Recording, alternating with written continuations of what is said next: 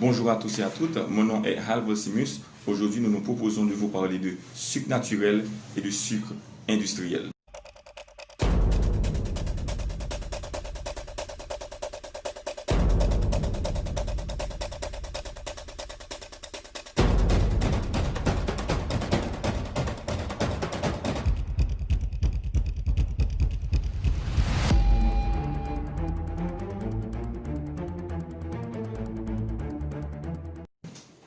Le sucre naturel, c'est le sucre retrouvé dans la nature, par exemple le sucre qui se trouve dans les fruits, dans les plantes, etc.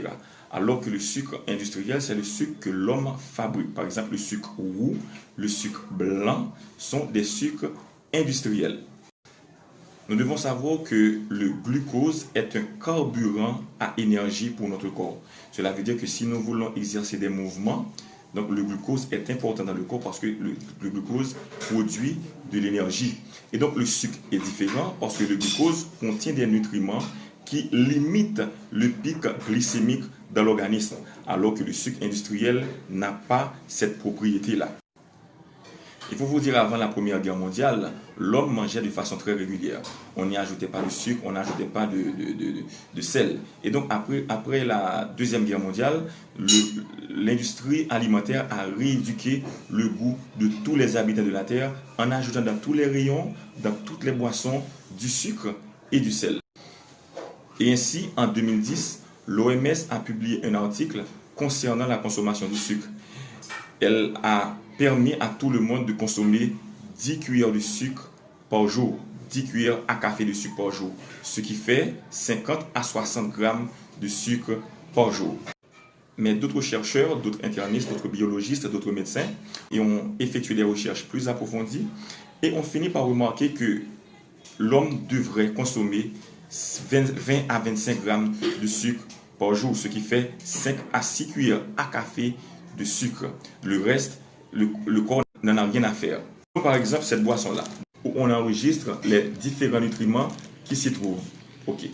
Dans une des lignes, c'est écrit Total Sugar en anglais ou sucre total. Donc, il y a certaines boissons où l'on voit que c'est à 66 grammes, le taux de sucre, ou bien 20 grammes, 22, et il y en a qui vont jusqu'à 100 grammes de sucre par jour. Maintenant, l'important pour nous, c'est de nous adapter et de rééduquer notre goût parce que le corps, pour l'énergie, doit admettre 25 ou bien 20 à 26 grammes de sucre par jour. Et le reste va directement dans le foie. Que fait le foie avec ce sucre additionnel? Le foie, par un phénomène qu'on appelle glycation, le foie transforme ce sucre-là en cholestérol et va provoquer certaines pathologies comme le diabète, stéatose hépatique, comme cancer du pancréas et d'autres pathologies métaboliques néfastes pour le corps. Il faut vous dire que le sucre n'est pas bénéfique pour le corps. Quand je parle de sucre, je parle de sucre industriel bien sûr. Le sucre que nous devrions consommer, c'est le sucre qui se trouve dans les fruits parce que ce sucre-là renferme des nutriments et qui empêche ou bien qui limite le taux ou bien le pic glycémique.